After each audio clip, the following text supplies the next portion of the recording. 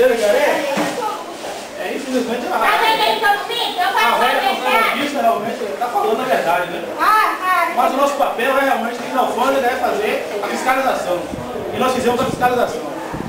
A senhora pode pegar o seu saco e ir embora com Deus. Obrigado, meu filho. Vai embora. Será que eu devo buscar um dele? Mas tá, ui. Pessoal, essa aí é a nossa demonstração da velha contrabandista.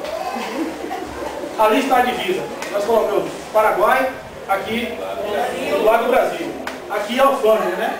Ou seja, quando ela entrou aqui com a sua muamba, a fiscalização foi feita. Então é sinal que realmente ela falou a verdade. Vamos ter que, infelizmente, dar a mão palmatória a ela. Algum dos meus colegas tem mais alguma coisa a falar? Tem que prestar atenção, né? Porque a próxima da hora.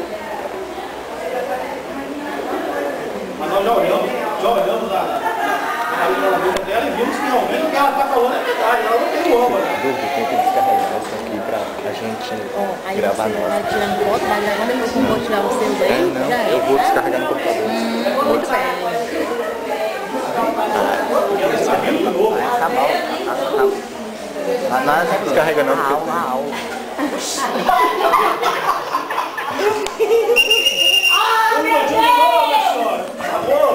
A senhora está com esse saco de novo de areia nessa bandeira da senhora?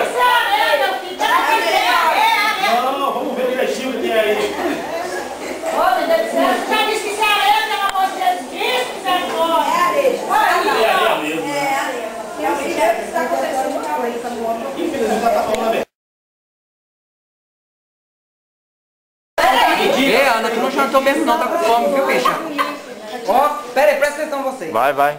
Ó, ok, se você tá conversando. Vi ontem um bicho na imundície do pátio, catando comida entre os detritos e brigando. Não examinava nem cheirava. E olhei pra trás. Ai, meu Deus, que nojo, que horror. Será que é o cão? Meu Deus, será que é um gato?